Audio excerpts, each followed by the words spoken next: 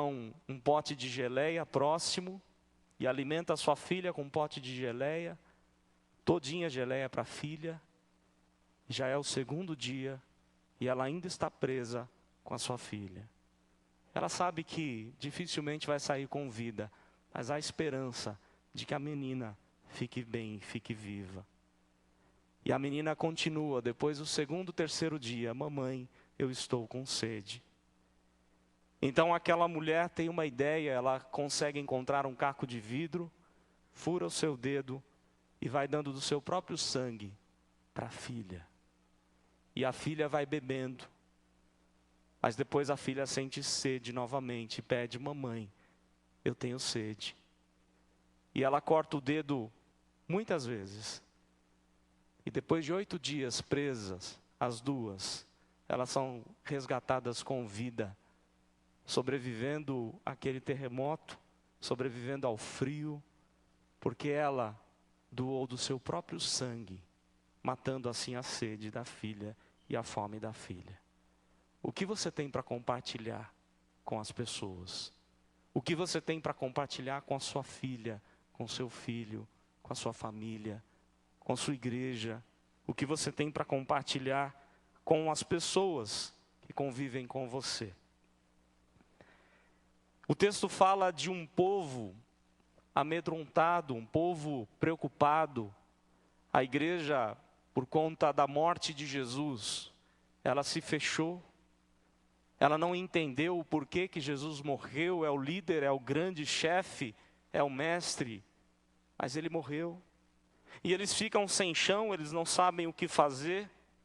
Mas a notícia que vem ao terceiro dia da morte de Jesus é a notícia boa: Jesus está vivo.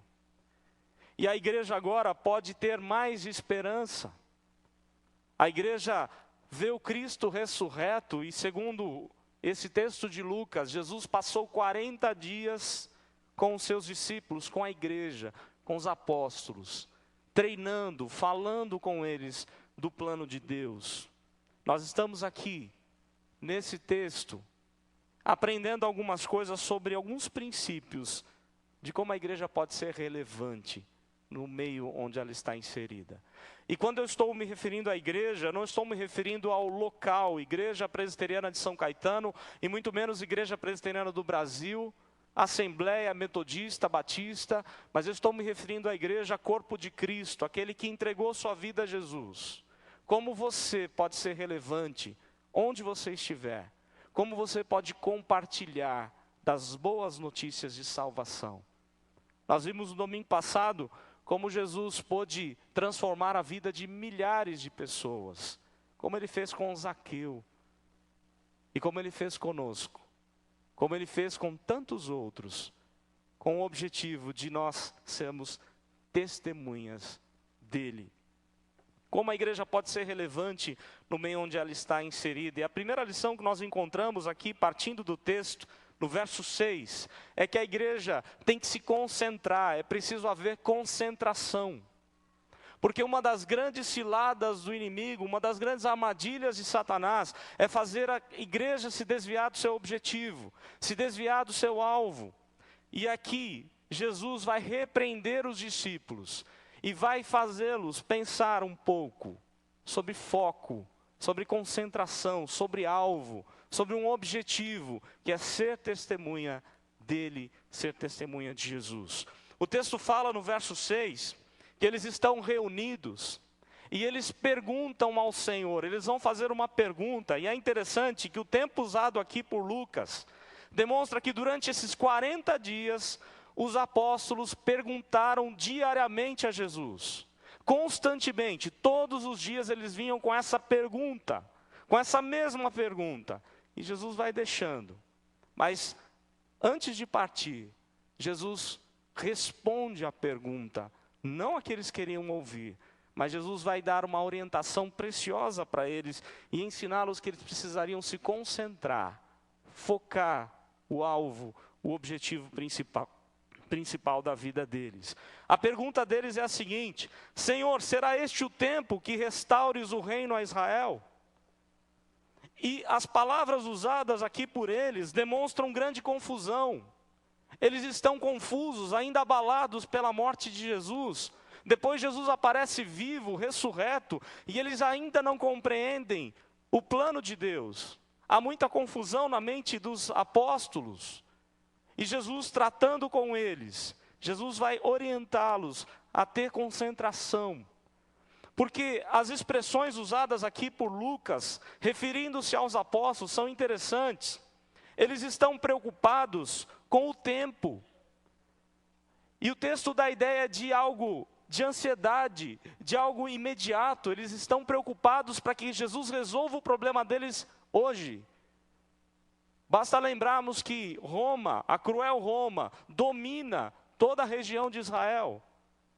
E a igreja agora tem que lutar contra a própria Roma, a Roma que mandou matar, ou que deu a palavra final para a morte do chefe, do líder deles, de Jesus.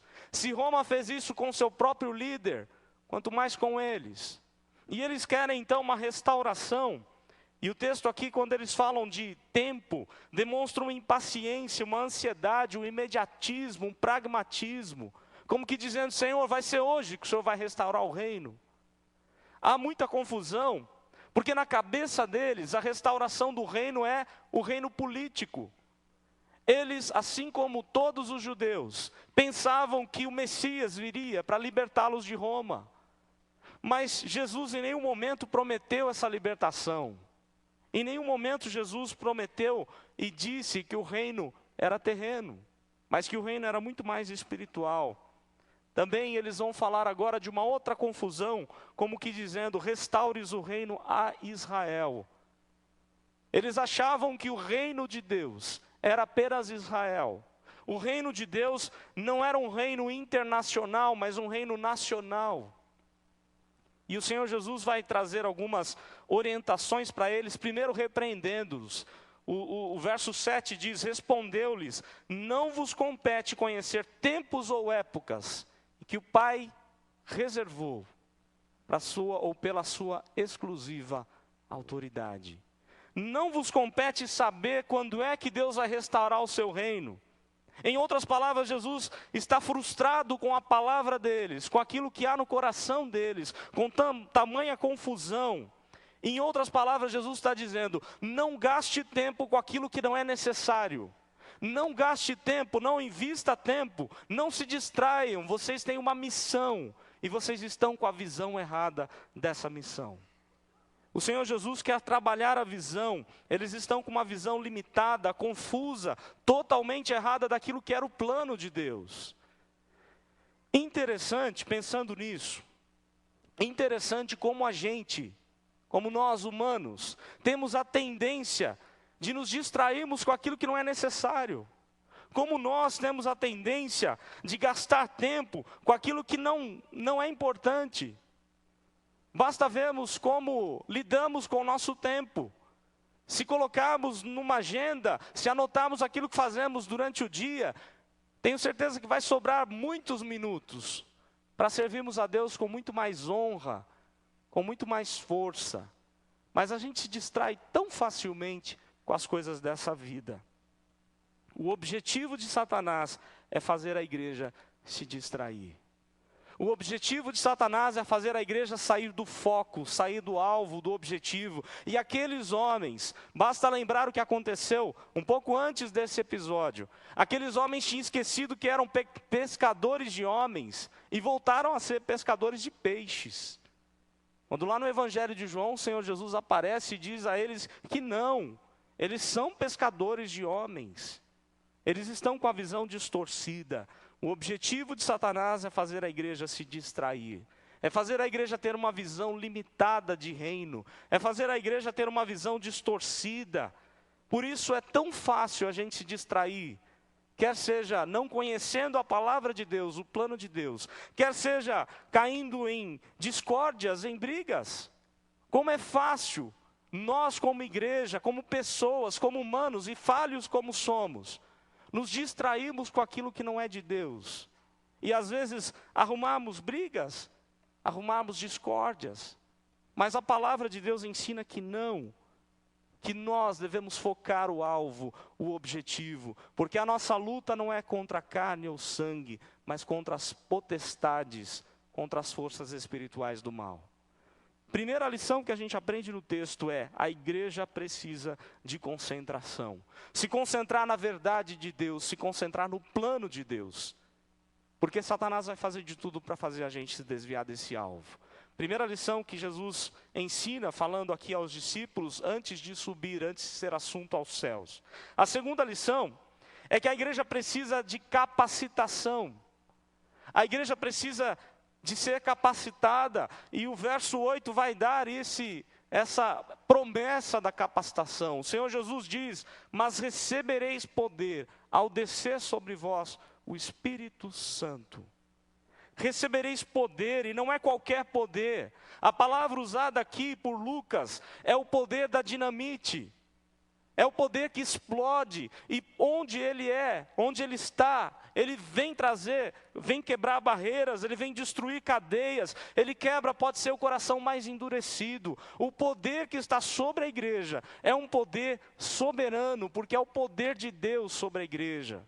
Se nós olharmos quantas vezes aparece a palavra poder, dinamite aqui no texto bíblico, no Novo Testamento, são 118 vezes.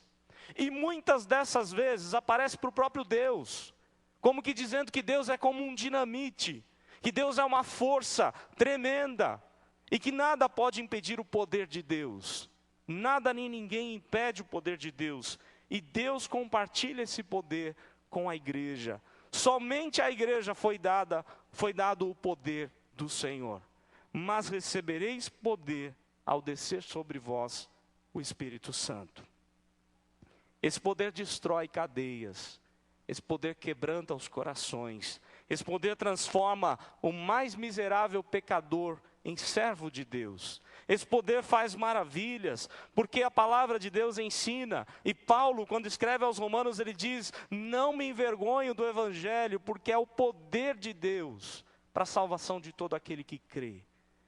O Evangelho, a palavra de Deus, a palavra que foi confiada à igreja, é poderosa. Não é qualquer palavra, mas é uma palavra de poder.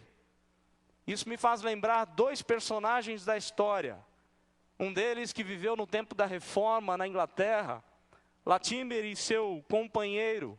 Os dois foram mortos na fogueira, numa estaca, no centro de Londres. E Latimer, antes de morrer, ele diz assim ao seu companheiro: nós estamos acendendo um fogo que ninguém vai poder apagar, porque esse fogo é o poder do Espírito de Deus. Nós estamos morrendo aqui, mas ninguém vai conseguir apagar esse fogo que está sobre a igreja. A igreja é poderosa, a igreja tem o poder de Deus, o fogo do Senhor. Da mesma maneira, John Wesley, alguns anos depois, John Wesley ele chega a dizer assim para o seu povo, para a sua igreja: incendiem-se a si mesmos, para que a sociedade veja a luz do Senhor brilhar. É o poder de Deus, é o fogo do Senhor, é a dinamite do Senhor na vida do povo de Deus, transformando vidas e usando poderosamente a igreja.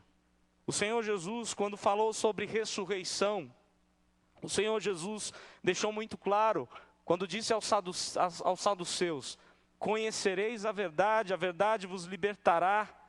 E ele ainda diz que as Escrituras é o poder de Deus. O Senhor Jesus falou isso por diversas vezes. Poder para vencer qualquer batalha, poder para vencer qualquer medo. Jesus está dando uma promessa à igreja aqui, a igreja cheia de medo, de trauma, de preocupação. Uma igreja confusa, e Jesus está dizendo: vocês vão receber o poder de Deus ao descer sobre vós o Espírito Santo. Somente uma igreja cheia do Espírito de Deus experimenta o poder de Deus. Somente alguém que foi separado por Deus e que busca esse poder, a consagração do Senhor, pode sem dúvida alguma experimentar o poder de Deus na sua vida e na vida de qualquer pessoa ao seu redor. Basta vermos outros exemplos, ou continuemos a pensar em John Wesley e George Whitefield, dois homens, dois ingleses. quando toda a nação caída no ateísmo, quando toda a Inglaterra tinha apostatado da fé, quando todos tinham abandonado a Jesus, quando os iluministas pregavam que a Bíblia era conversa, estes dois homens clamaram, buscaram o poder de Deus, incendiaram a Inglaterra com a palavra de Deus, com a pregação da palavra, e a Inglaterra voltou a servir o Senhor Jesus por apenas dois homens que experimentaram o poder de Deus em suas vidas. Depois eles atravessam o oceano e eles evangelizam toda a costa americana. Todos os americanos que também tinham se afastado do plano de Deus foram evangelizados por apenas dois homens. E iniciou-se um movimento de avivamento, porque dois homens buscaram o poder de Deus, porque dois homens se dobraram, se curvaram diante de Deus e buscaram o poder do Espírito Santo do Senhor. O resultado foram alguns evangelistas, dentre eles Moody. E Moody, depois de ter levado muita gente para Jesus, terminava o culto, duas senhoras da sua igreja chegavam para ele e diziam: Moody, nós estamos orando por você. Todo domingo, todo culto em que ele pregava, as duas senhoras chegavam para ele e diziam: Moody, nós estamos orando por você. E aquilo foi intrigando Moody. Ele disse: mas por que em vez de orar por mim, vocês não oram pelo povo que está perdido? E ela disse a ele, ou elas disseram a ele: porque se nós não orarmos para que Deus te revista de poder, para que Deus encha você de poder, ninguém vai crer. Porque nós precisamos buscar o poder de Deus. Moody entendeu isso. E depois dessa conversa com aquelas senhoras, ele levou ainda muito mais gente para o Senhor. Moody pôde levar milhares de pessoas, e 4 anos depois ele chega a dizer que ele não deixaria esse poder por nada, por dinheiro nenhum desse mundo. Porque é o poder de Deus para a salvação de todo aquele que crê. Mas a história que para mim marca demais, que é muito marcante, é a vida de um escocês chamado Alexandre Duff. Alexandre Duff, ele vai para a Índia, e ele vai proclamar o evangelho ali naquela nação pagã, idólatra. E aquele homem envelhece ali, leva muitas almas a Jesus. Mas quando ele volta para cuidar da sua saúde, ele volta para a Escócia. Ele está velhinho e com a saúde bastante debilitada. Ele, além de cuidar da saúde, ele fazia conferências missionárias para falar do amor de Deus, do poder de Deus. E aquele homem, Alexandre Duff, já velhinho, senhor, certa vez foi convidado para pregar aos escoceses, aos jovens escoceses, o berço do presbiterianismo. E aquele homem, Alexandre Duff, chega para os jovens depois da pregação e faz um apelo, dizendo que lá na Índia não ficou nenhum missionário, e ele precisava de jovens comprometidos com a missão, para ir até a Índia e pregar o evangelho. Mas nenhum jovem se manifesta naquele dia.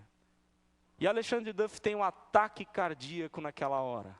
Ele ficou tão entristecido com a resposta da igreja, com a resposta dos jovens, que ele tem um ataque cardíaco. Ele é levado para um outro local, os médicos estão ali cuidando dele, massageiam ele, cuidam dele, até que ele volta em si.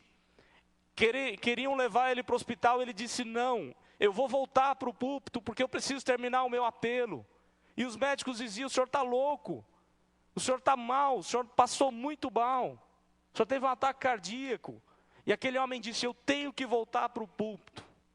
E ao voltar para o púlpito, aquele homem disse o seguinte: se a rainha da Inglaterra convocar vocês para qualquer missão, todos vocês vão. Mas o Rei dos Reis, o Senhor dos Senhores, convoca vocês para pregar na Índia e ninguém quer ir. E ele disse assim: pois bem, eu vou, eu volto lá, eu estou velhinho, eu não tenho mais saúde para fazer a obra, mas eu vou, porque Deus vai me usar para levar aquele povo para o Senhor. E houve um quebrantamento na igreja, e muitos missionários foram à Índia pregar e continuar a obra que aquele homem fez. Porque o poder de Deus age, porque o poder de Deus é dinâmico, porque a igreja precisa se concentrar na obra do Senhor, a igreja precisa se capacitar, ter a obra do Espírito de Deus, ter a unção do Espírito de Deus a cada dia na sua vida. Mas por fim, O texto fala também da comunicação. A igreja precisa comunicar Jesus a outras pessoas. A igreja precisa aprender a comunicar o amor, a graça, o perdão, a vida do Cristo ressurreto. A igreja precisa testemunhar com poder, porque o texto diz isso: recebereis poder ao descer sobre vós o Espírito Santo, e ser-me-eis testemunhas, tanto em Jerusalém, como em toda a Judéia, Samaria e até os confins da terra. Em todo lugar a igreja precisa testemunhar, mesmo que isso custe a própria vida. A palavra testemunha significa mártir, aqueles que morreram pela causa, aqueles que morreram por Jesus, por amor a Jesus. É a palavra que Jesus diz à igreja de Esmina: ser fiel até a morte, dar-te-ei a coroa da vida. Não é simplesmente seja fiel até morrer, mas esteja disposto a dar a própria vida por Jesus, dê todo o seu sangue pela obra do Senhor. Dê todo o seu sangue e sua vida para morrer por Jesus, se assim for preciso. Isso é ser testemunha, isso é falar do amor de Deus, e não importa a quem quer que seja.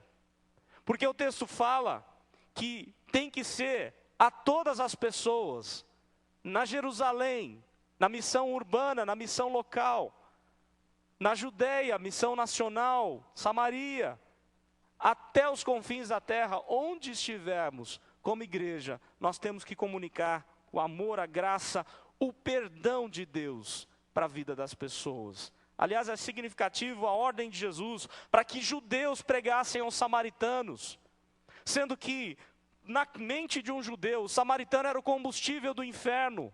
Na mente do judeu, um samaritano atrapalhou o povo de Deus lá na construção do muro com Neemias.